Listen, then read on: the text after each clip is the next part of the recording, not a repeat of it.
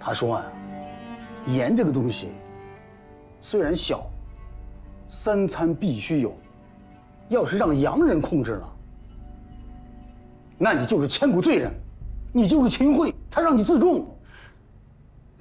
这话不是我说的。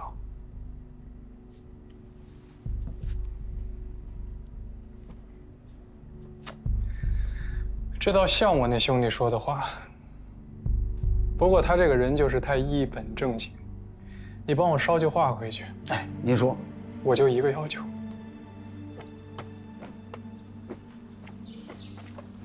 大人，雨清回信了。我让胡英把他们说的每一个字都记下来了，你自己看看吧。这就是你那兄弟说的话。就是我那位姓古的朋友，害得我家破人亡。他不应该从宁古塔回来。你告诉瑞玲，如果他能把古平原送回宁古塔，把他像狗一样锁在那儿，锁一辈子，我马上就下船。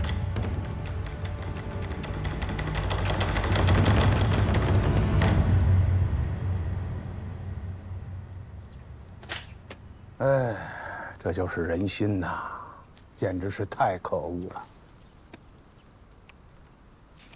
那你打算怎么办？你看，你为两江做了那么多的事情，我怎么能答应他呢？可是现在，这个难题不是我的了，它是你的呀。我知道，那你把我流放了吧，反正我在两江待的也很累。哎，你看看，这说两句话就急了，你这脾气怎么比我这两江总督还大呀？我现在就是有天大的本事，他也没用，人家炮口对着我，哎，我绝不能看着这盐业落到洋人手里。要是把我流放了也办不成，那该如何是好？你得给我交个体，我好心里有数。那，你那个兄弟就别活了。要是把他杀了，还是办不成啊？那老子就开战，吃的盐让洋人管着，我死了之后都没脸见祖宗。哎，这是我真心话。大人，这件事情我帮你，你也得帮我。我都办不下来，你能办下来？我要是办不下来，我自己收拾东西回宁古塔。哦，来，坐。哎，那你说说，我应该怎么帮你吧？无论你答不答应他，他早晚都是要下船的。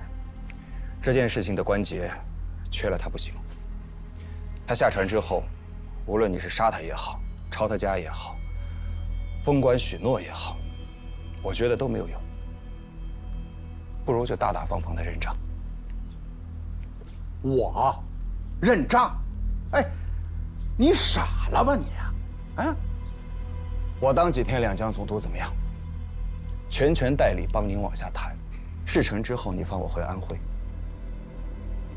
这辈子别来麻烦我。这辈子？那太久了。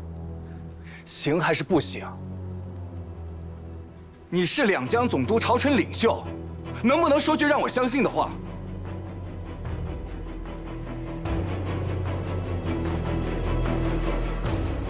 行，只要你能办下来，两江你来去自由。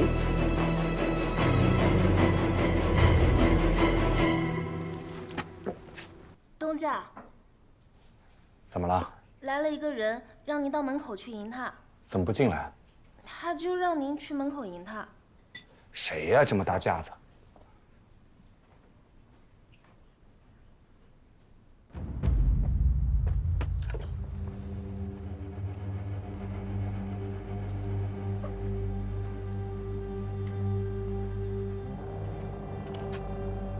混蛋！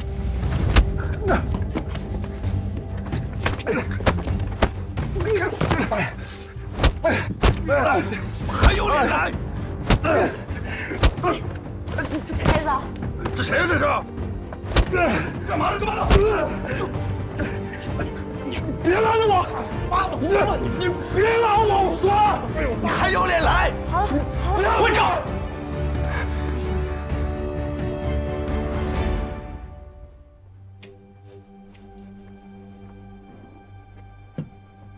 来，来，拿这个敷一下眼睛，淤血化了就好了。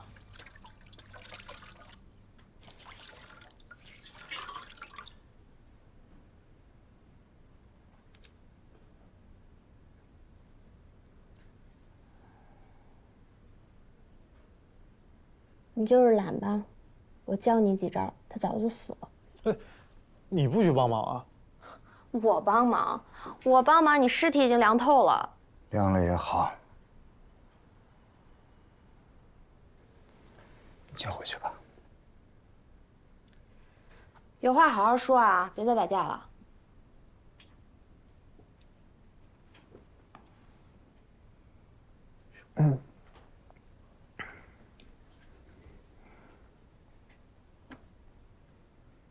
你还有脸来啊？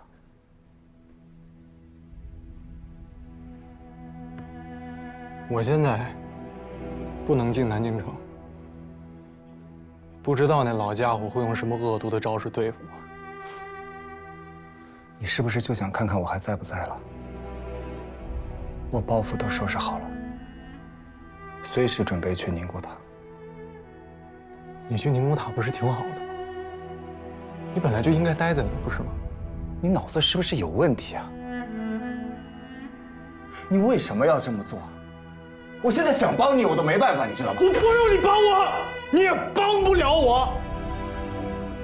我就是一个没能耐、没本事、被你们笑话的小孩、毛虫、汉奸，那又怎么样？你就应该烂死在宁古塔呀！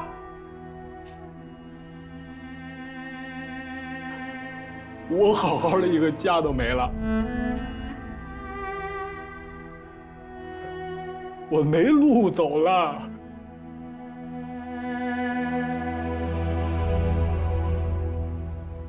我希望我死了之后，我跟李琴做好兄弟，好好照顾他。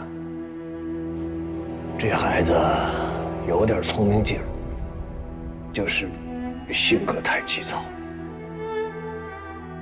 万一惹出了大麻烦，你念在当初我帮你解决麻烦的份上，顾得周全。我不会自你所记者最长远。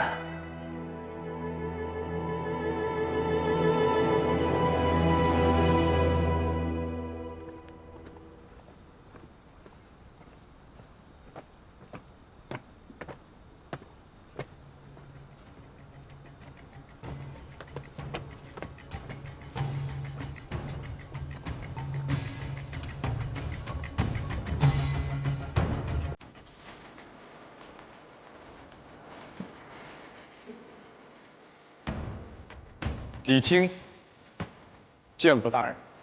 两江地面上已经没有你的立足之地了。我知道。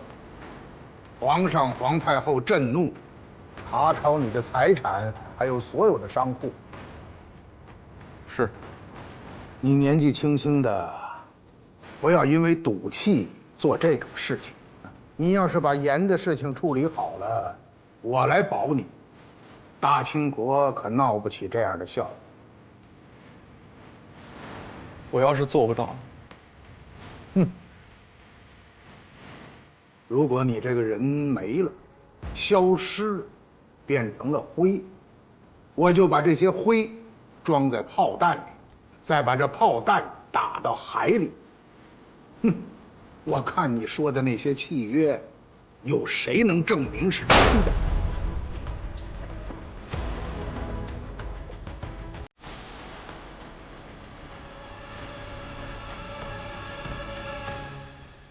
我要是连这些都害怕，我就不会来了。大人，在来之前，我已经在英国领事那儿签署了股份转赠的合同。如果我的人身安全受到威胁，长江上那艘战舰也不会答应。不信，您就试试。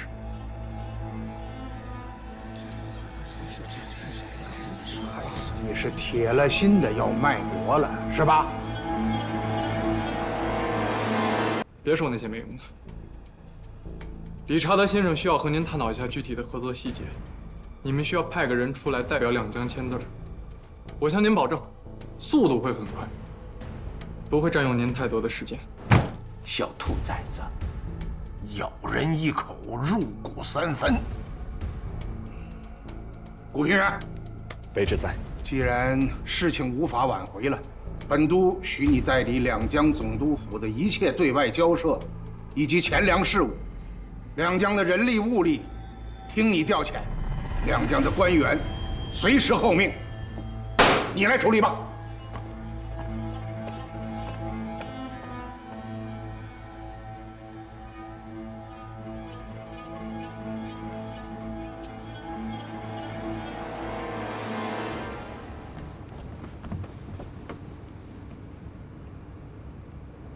We need to confirm your qualifications. 我们必须确认一下你们的资格。什么资格 What qualification？ Well, we are used to see Qing 我 officials 们历来习惯对面是大清的官 wearing peacock 员 feathers on，their heads. 脑袋后面扎着孔雀毛。我想请问，祥和洋行属于贵国的政府机构吗？如果不是，如果我们现在正在进行的属于商业行为，那么他们有什么资格要求我们朝廷的官员前来参加呢 August as well。 Can you represent 两江？你可以代表两江来签署合同吗？当然，我相信在我来之前，两江总督府的公文已经给到过你们。 Well, Chinese people are not that trustworthy. 他说中国人不守信用。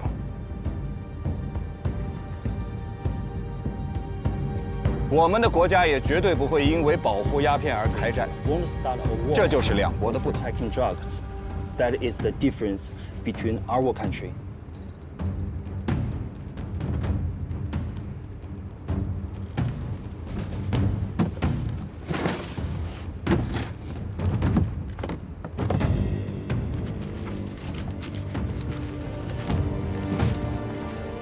这些盐场盐铺的地契都没有问题。然后呢？ This title deed for land is effective, and then We demand on getting all the shares. 他说他要求得到咱们两淮盐业的所有股份，这个有问题吗？盐业向来是朝廷公卖，难道在贵国，他们允许盐业由商人自由销售吗？ Government all the time. Is that your country not? 万国公法，我还特地找人翻译了贵国的商业法。在贵国的法律中，凡是由政府专营专售的产业，政府天然拥有一定的股份。如果在这一点上他不同意的话，我们可以通过公械来解决。 You don't agree with that? They will go to the court. Isn't that ironic? 他说， Talk about 在我们大 commercial 清谈 laws 商业 in your 法， Qing dynasty. 是不是有些太讽刺了？那就到他们国家谈。我相信这个官司打起来4、5年应该没什么问题吧。只怕到那个时候，他理查德先生还在不在现在祥和洋行的这个位置上，怕是也难说了。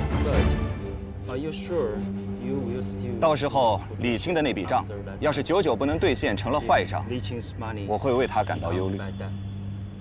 He is really worried about this for you.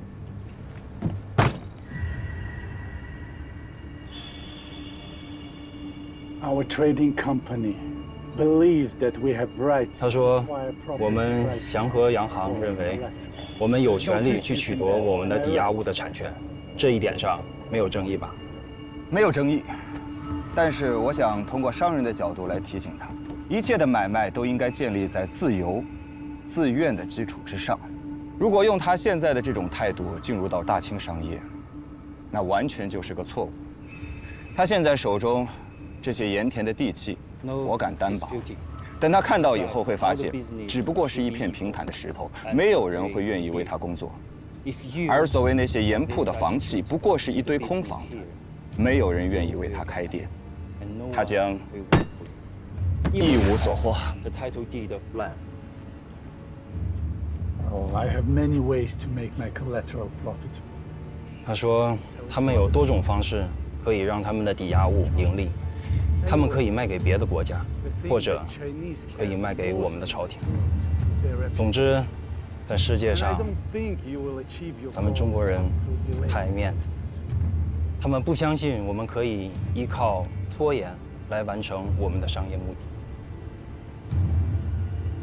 如果有大炮指着我家的大门口，我用任何方式都是无可指责的。If the cannon fits to our home, cannot be blamed for anything I do. Until the goal is reached, the cannons shall not be withdrawn. 没有达到目的之前，大炮是不会撤走的。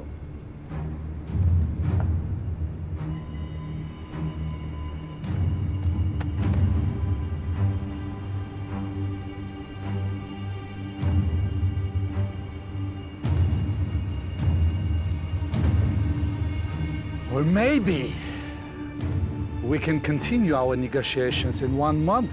他说，或许1个月之后我们再过来洽谈，因为他知道，皇上和皇太后对你是有实现的。 Maybe in 1 month, I shall be seeing your head on the city wall. 1个月之后，很可能他在城墙上看到您的脑袋。李庆，这样的话你也说啊？说得对。或许我们应该各退一步。如果李清把现在手中所有的盐田盐铺的契约都抵押了，你们也应该清楚，在原则上，他没有资格。要想得到全部的控制权，还需要再等些时日。我们之前曾有过一个赌约，赌的就是两淮盐业工会的盈利高，还是他李家盈利的更多。我记得这个赌约还有不到1月之期，其结果决定盐业归属。 You are telling me that you want to compete with an 你 international 在和一个国际的公司做商业竞争，你确定吗？当然，我需要保证真实有效的查账，合法竞争，共同确认结果。 And confirm all the results together.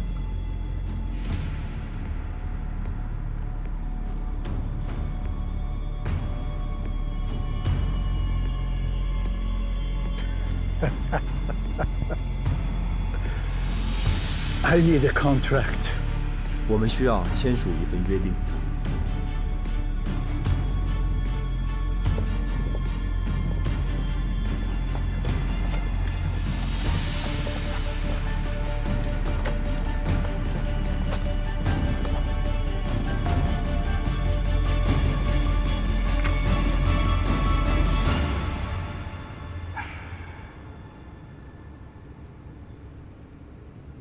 你还有什么话想说？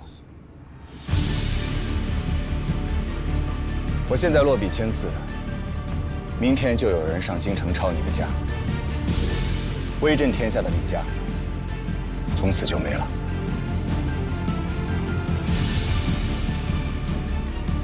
顾先生，用不着提醒他，一个人要是铁了心的当汉奸，神仙也救不了他。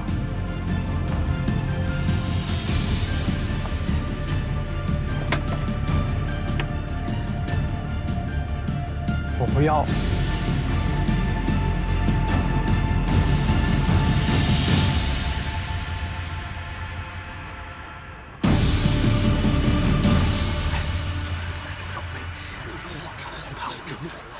汉奸的事麻烦了。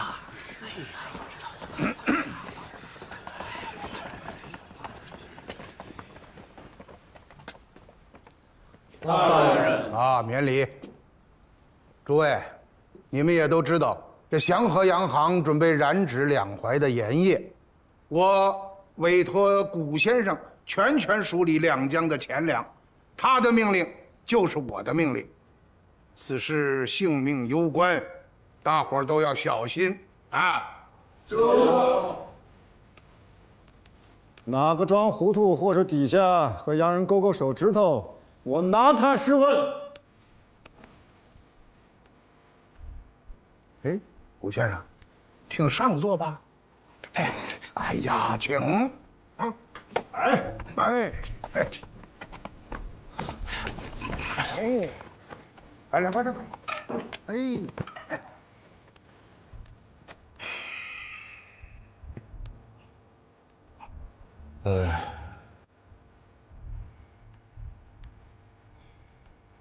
诸位大人，其实我不说，你们心里也清楚，两淮盐业就是两江的经济命脉，不管在哪个商人手中，其实都是官府监管，但一旦落入到洋人的手里，那是要出大乱子。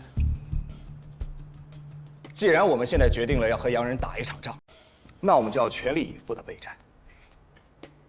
两江一带物产最盛的就是蚕丝，我现在需要你们大量的收生丝啊，鼓励民间生产，尤其是上好的丝绸绣品。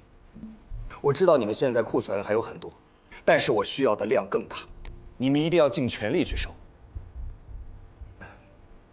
拜托诸位了，你们把今年能收到的生丝，包括库存的丝绸，还有地方特产，都统计一个具体的量给我，越快越好。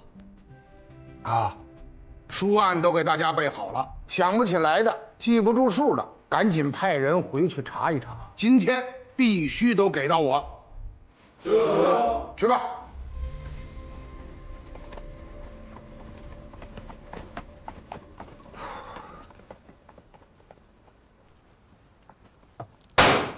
起来吧，让我坐会儿。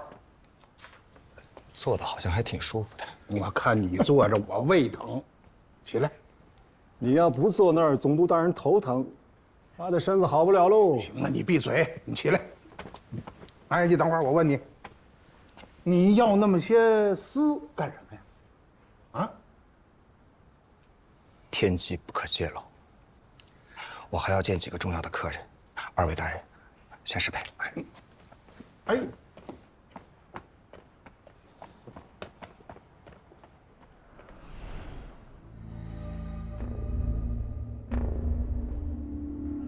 李先生，那么悠闲，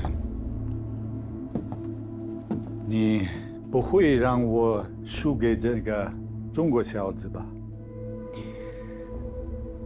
你有火轮船，你可以把货卖到全世界去。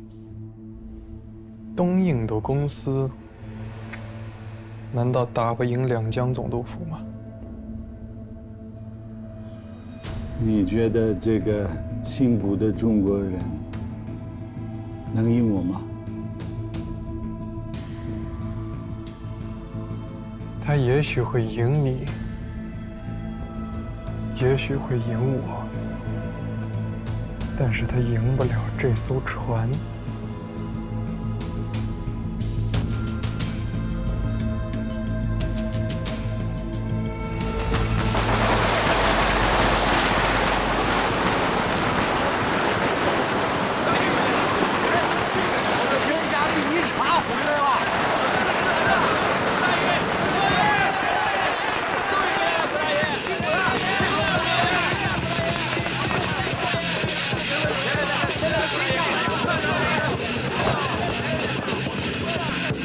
郭老太爷，回来了，快请快请。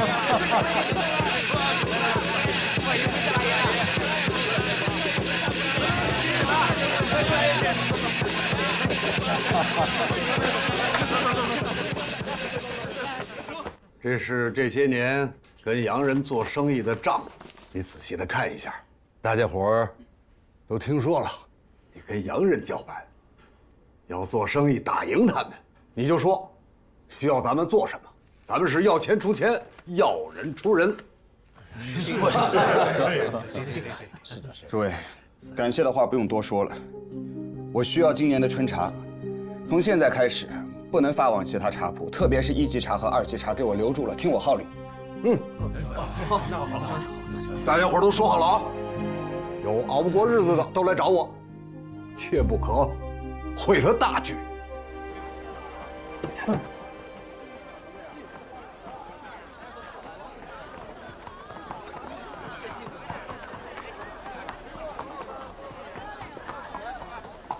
林兄，等你一天了。哎呦，这一路给我颠的，骨头都散架了。快，上车坐着。哎，好嘞。我说我来接你，这一出门啊，看到这马车，哎，就觉得手痒痒。几十年没赶了，这一上手，还挺稳。怎么样，敢不敢坐？敢啊！你走稳一点啊。小子还挺挑。这样。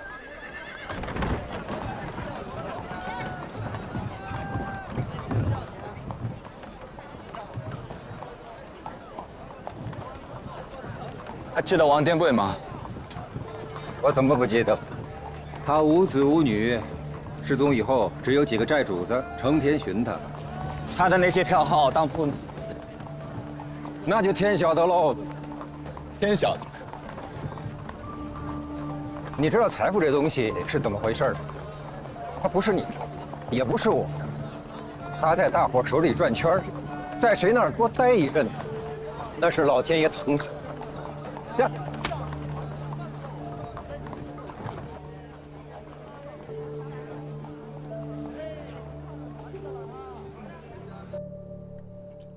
不是说我这兄弟在南京做大生意了吗？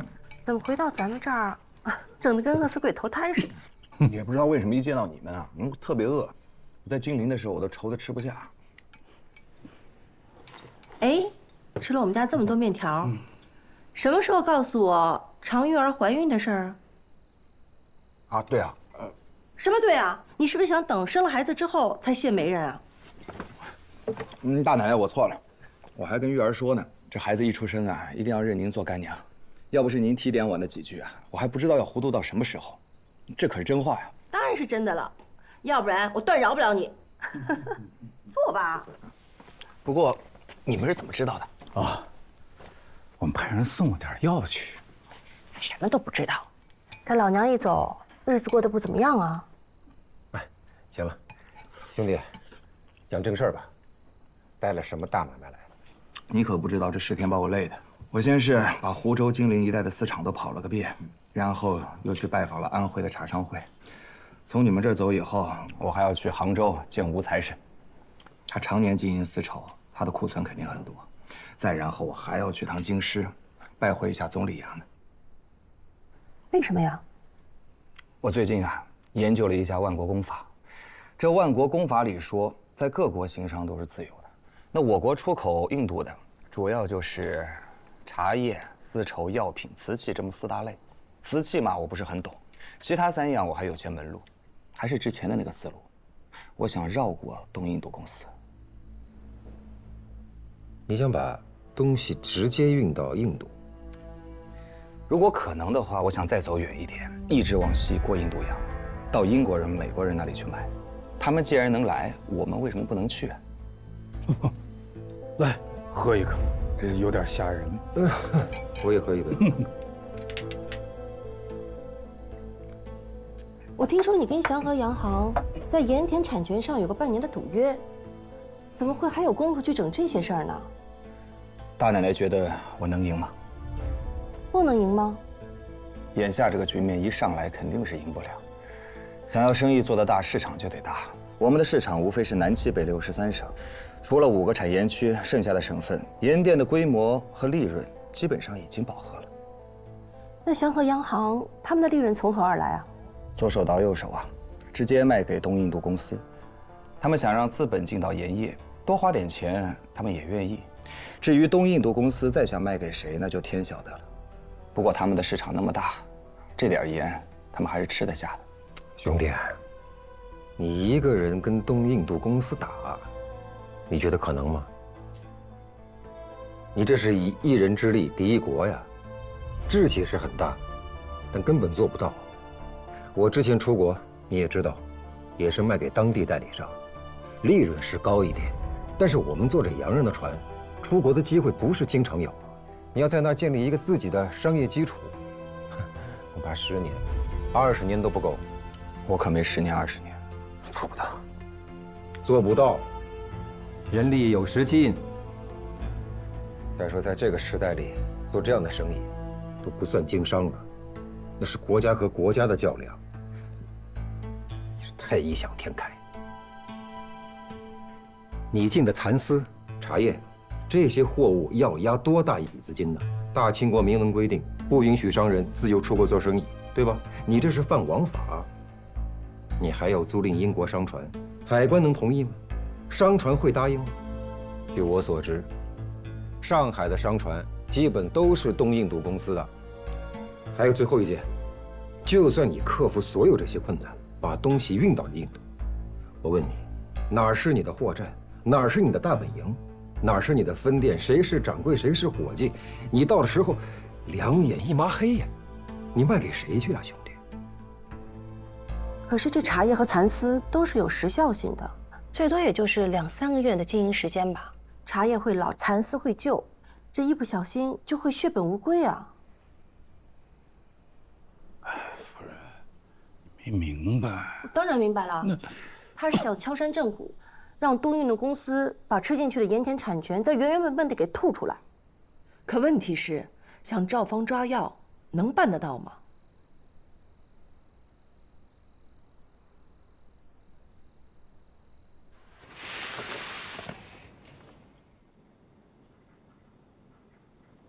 这个不像一个上任的地方。我爹在做生意之前是个读书人。那他为什么没有去做官？中国人不都是要考官做的吗？因为他觉得做官已经没用了。因为洋洋得意的大清国已经结束了。少爷，他们来了。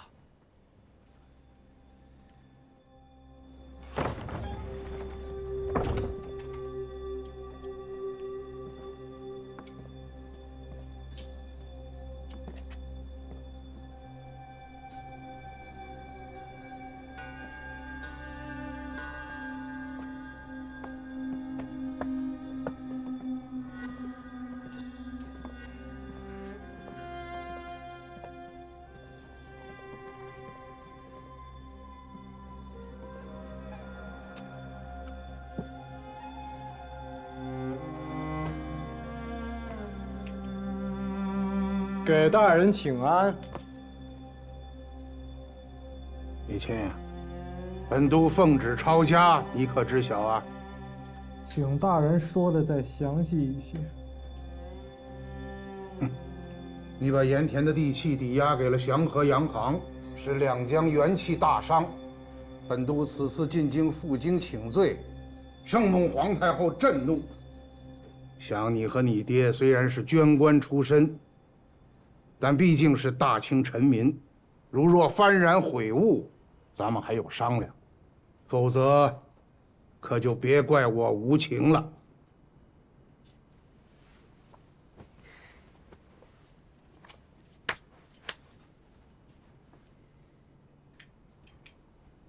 你是不是早就想抄我家呀？自从我爹死了之后，不知道有多少人惦记着我们李家的家产。按照大清律，我还要把你抓捕归案。是嘞，李钦先生现在已经成为祥和洋行的合伙人，你们没有资格抓住他。这是我国公使给他开具的身份证明。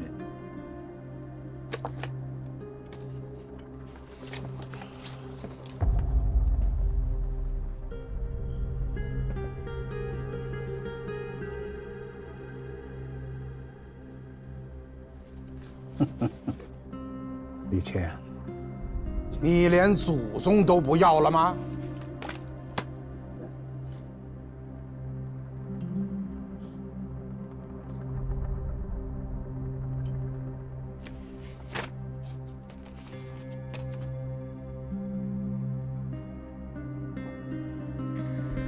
我没祖宗。不闹，你是石头缝里蹦出来的？什么叫没有祖宗？鬼话！我要认姓古的人做祖宗吗？我连我爹姓李还是姓古都不知道，没人告诉我他们埋哪儿了，我也不知道他们是谁。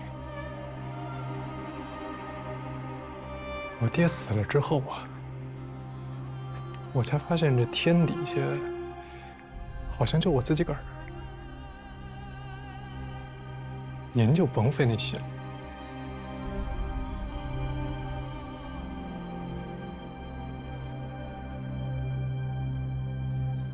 你就不再考虑一下了？你的话说完了，走吧。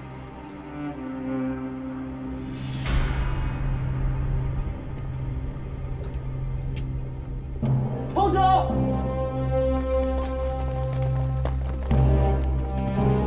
亲本家人，奈何做贼呀？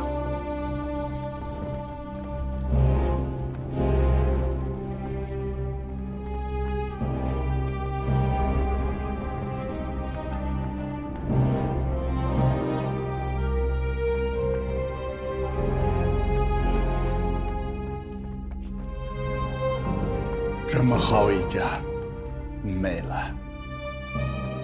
我的家早就没有了。就在我爹说假话骗我的时候，后半生我要做个不一样的人。你加入东印度公司吧。半年后，你可以执掌大清国最重要的产业，以后可以买更好的房子。你能赢吗？我那个兄弟可是狡猾的很。狡猾没有用，我们做生意不靠狡猾，靠实力，靠大炮。你的兄弟难道比东印度公司还强大吗？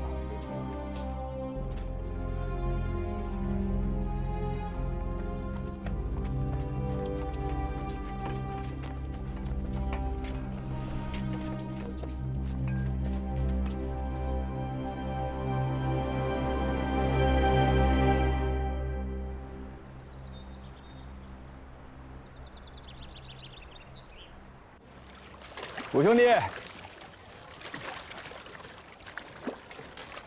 哎呀，最近可净听人说你了啊！我这耳朵都快听聋了。那做生意的还天天拜财神呢，要说聋我早就聋了。走，带你看货去。嗯。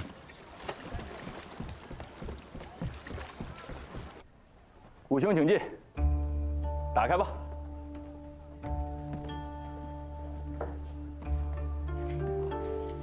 咱们先看看货。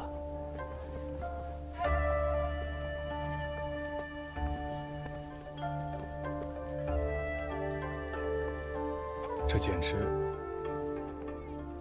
怎么样？我自认为是见过上等绣品的，接了你的货，我才发现，我之前看到的都是些垃圾。这徽州的刺绣啊，自然也是不错的。但是跟这杭州和苏州的比起来，那肯定是比不过。你再看我这些绣娘，那都是在宫里当过差的，自小除了拿筷子用手以外，其他什么用手的活儿都不干。为什么呢？你看我们这双手啊，只要是干过一点粗活，就没那么圆润光滑了。我这些绣娘们自小学习刺绣，事事都得人伺候。不瞒你说，每天得用上好的蜡护手，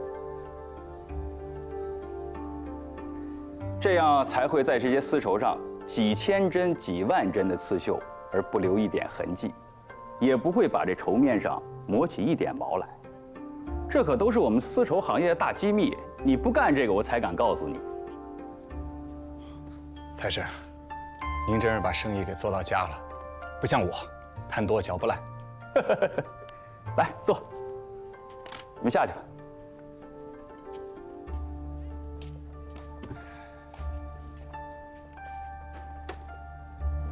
我听说江宁那边出大事了，你和祥和洋行杠上了？我听说财神和祥和洋行有生意往来。这丝绸上的生意，祥和洋行的确是我最大的竞争对手。理查德是个老鬼，你未必斗得过他。斗不过也得斗啊！那些洋人现在想要霸占两淮的盐业。财神，无论如何，你得助我一臂之力。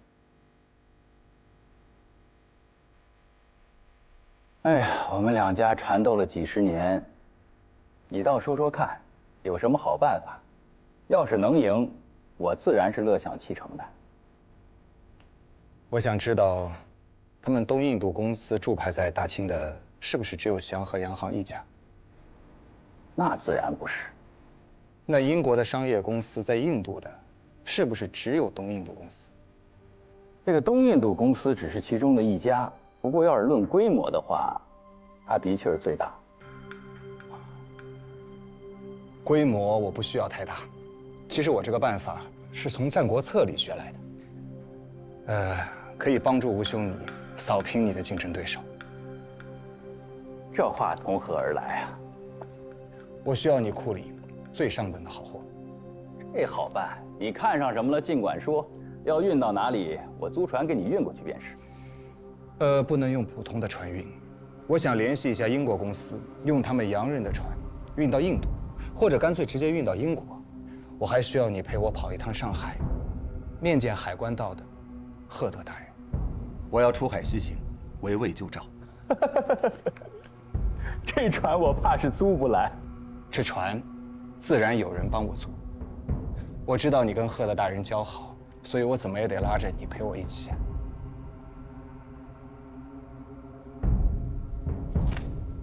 兄弟，你这话是真的还是假的？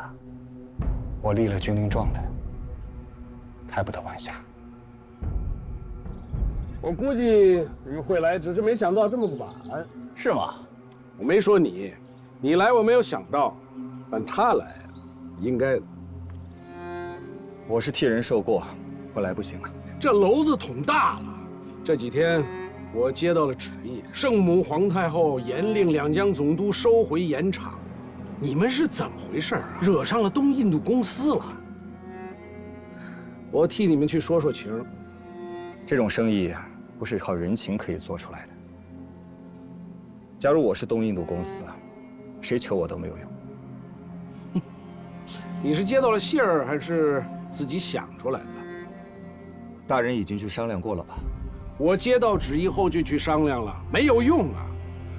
除了鸦片，中国的市场似乎是不欢迎英国的货物啊。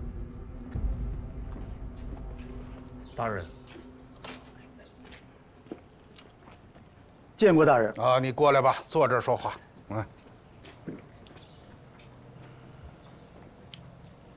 我问你啊，你们盐业工会现在掌握了多少家盐铺啊？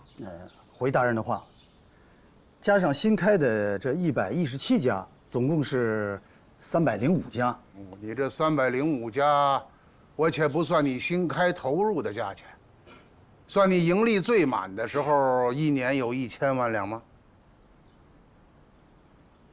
啊，没有那么多吧，估算下来也就是900万辆，上下浮动也不大。关键，它这只是毛利，这就不对了。怎么就不对了？你们股东家最近阵势闹得很大，你不知道吗？您指的是股东家去安徽做茶？何止是做茶呀，丝绸、药材他都搞起来了，而且现在在外边还大张旗鼓的要运一批货去英国。我想联系一家和东印度公司有竞争关系的英国公司，联手和他们一起做茶叶、丝绸、药品等生意，让这家英国公司做我的销售，我做货主分配货物。我可以担保，我这边进的所有货物，质量是最上乘的，价格可以用最低的价金。要是能在东印度公司覆盖的所有商业范围内，开辟出我们的一条市场，就能逼得他们来找我们谈判。对于这样的怪物，商业上的巨头，好好说服没用的，得让他们怕，得威胁到他们才行。我粗略的估算了一下，他进这批货，这价钱，够你们盐业工会干3年的，哪儿来的钱啊？嗯，你们晒的是盐，晒的又不是金子。回大人的话，我在外面呢也听了一耳朵，是有些好友把货都给他了，但是没收款，说是等卖了以后。哎呀，要是从山西运一批货到山东，晚点给钱我是能明白的，凭你们股东家的信用也没问题。可这是远渡重洋啊，那可就是另外一码事儿了。我有句话要吩咐你，大人，请吩咐。我让他跟李钦去争，可是没想到他干得这么大。大清有关造局，有总理衙门，他算老几呀？把东西往外卖。要是让他开了这个先例，大清国的王法是不是要重写呀？你们是老成之人，不要跟着他乱跑啊！好好的把盐业工会给我守住了。你知不知道东印度公司之所以那么庞大是为什么？你看看楼下这江面上所有的商船都是他们的。请问你用什么东西把你的货物运到印度、运到英国去呢？我用的是冰船。英国的冰船？我有我的办法，我的运输成本会比他们都低。那我再问问你，这东印度公司和大清一直在做生意，他们拿到的货物，我相信在价钱上应该是非常低的。你的竞争有什么优势呢？我可以联络到安徽所有的茶叶，两江一带最好的丝绸、生丝，山西一带的药品，大黄、枸杞之类的。这些货物我进货都可以用最低的价格，可以保证足够的利润。最低的价格，你能确认吗？商人都是谋利不假，但是这一次，我不想要，我身边的朋友也不想要。大清虽然弱，但是绝不能让人家掌握住我们的命脉。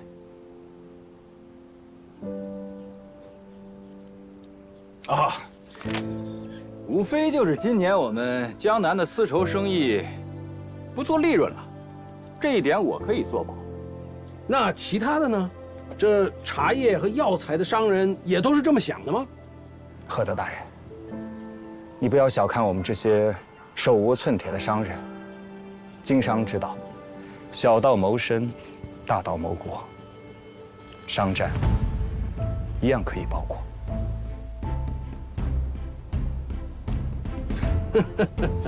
这算什么？这些商人难道要联合起来去打败那个家伙吗？打败不打败，现在是不知道，但至少得让他们知道，我们中国的商人不使用炮船，一样可以挣钱。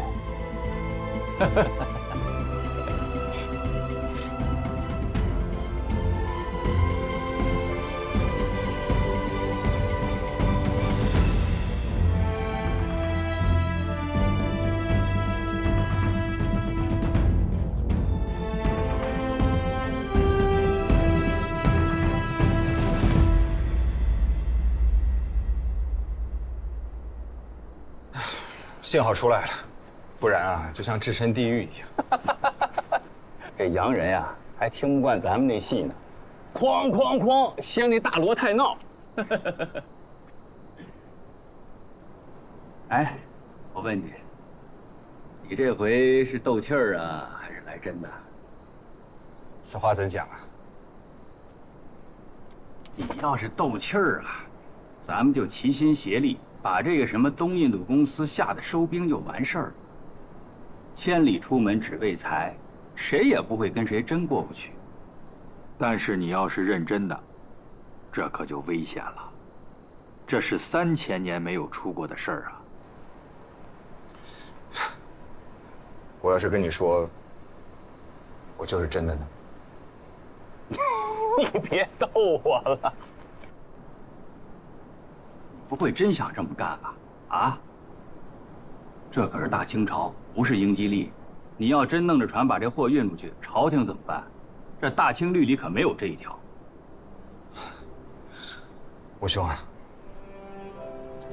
我有几句话不知当讲不当讲。说，我洗耳恭听。我觉得我们中国就是有皇帝太久。哎，可不敢瞎说啊！你这是掉脑袋的事儿。你看看这江面上的船，他们洋人是带着大炮、带着火药来保护他们国家的生意，出动了整个国家的军队来保护他们的商人，一心想要把他们的商品卖进我们的国家，侵占我们的市场。我觉得这些商人进来，其背后的影响远远要大过一支军队的力量。经商之道，大道以谋国，得想办法和他们竞争。最好是到他们那儿去做生意，人尽其用，物尽其通。或许只有这样，才可能是我们的一条出路，不至于像眼前这般，是不是？我现在能看到模模糊糊的一条路，但是却道不清楚。你觉得我说的对吗？也对，也不对。但甭管对不对，你这份志气，哥哥是赞赏的。但是，你想做的这些事情啊，说实话，哥哥觉得大清朝做不到。再过个100年，能不能做得到，我不知道。但我们这代人肯定是看不到了。行，这天色也不早了，我也该回去了。哥哥最后再跟你说句话：见好就收。我们还要做很多年的兄弟，别早早的把自己给全搭进去了。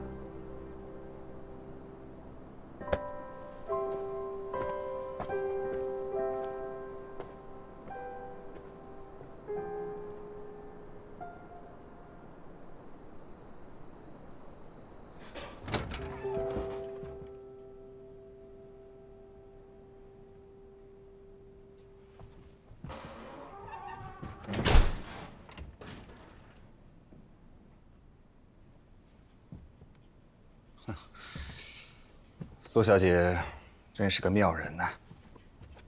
你怎么知道我在到处找你啊？我想不知道也不行啊。现在上海滩到处都在说，有位中国巨商Mr. 谷想出国做生意。是，货物我都备齐了，但是我需要一艘船。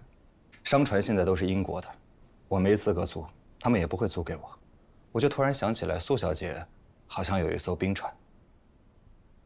你可以知道我会租给你。我想苏小姐不会看着李青当卖国贼而坐视不理的吧？其实我很好奇啊，苏小姐一会儿跟这个交好，一会儿跟那个交好，像只变色龙一样，究竟是为何？好奇多久了？一直都好奇。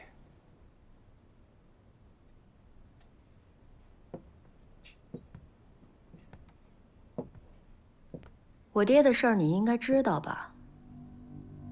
板门抄斩，九族一灭。皇亲贵胄，信天主教尤多。我的养父是西堂主教，当年靠着他的朋友们帮忙把我送到香港，后来派到天王身边，联络旧交，刺探军机。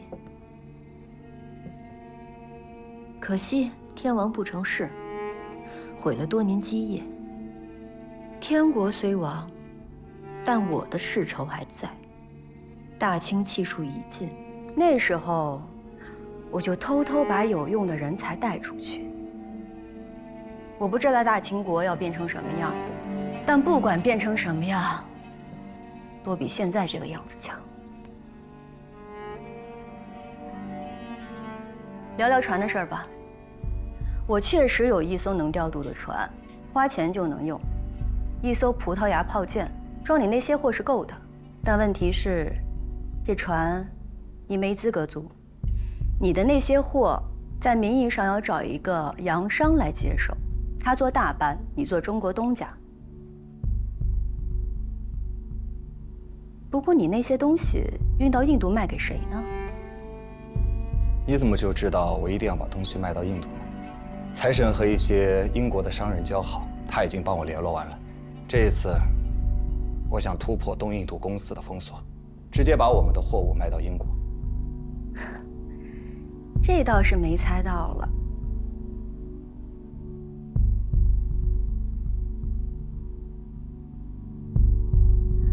明天我把船长约出来，你带上出面拿货的英国商人，双方签合同吧。这可能是天底下第一份合同，第一份中国的大生意人以个人名义越洋经商的合同，了不起啊！苏小姐，谢谢你。合同签完，我就要操心该怎么保住你这颗狗头了。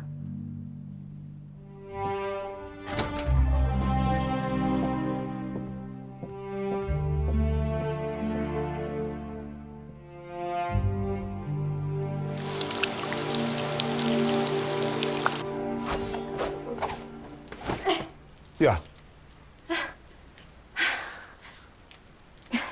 你怎么回来了？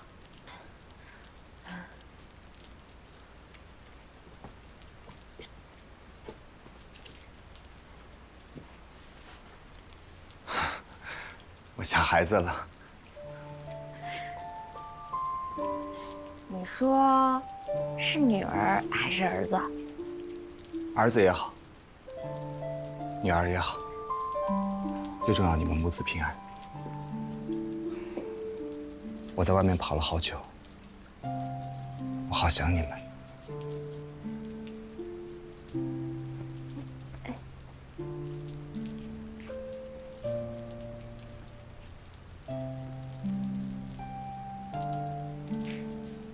事情还顺利吧？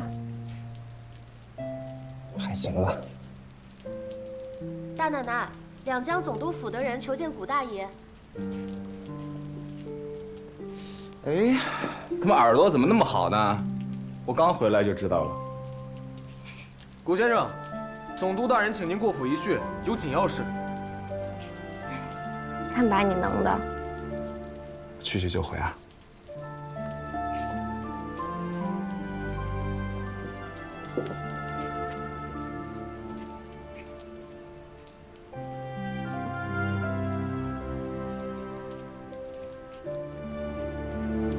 想玩就玩吧，别伤着自己。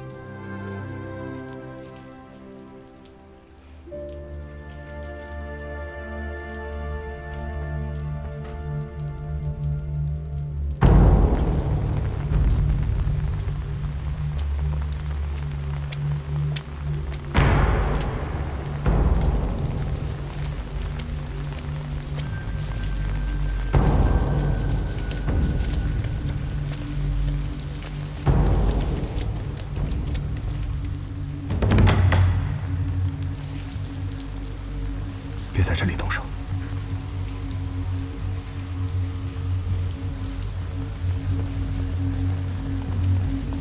走。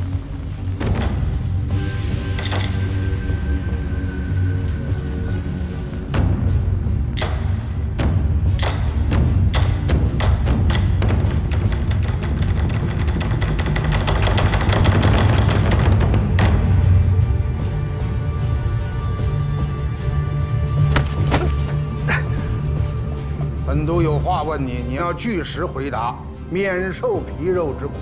我的话实不实，不还是你说了算？来呀，给他看看刑具。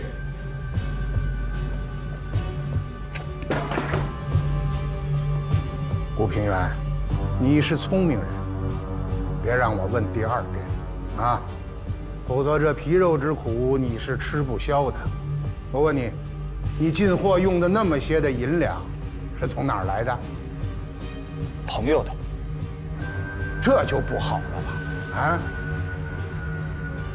来呀，用刑！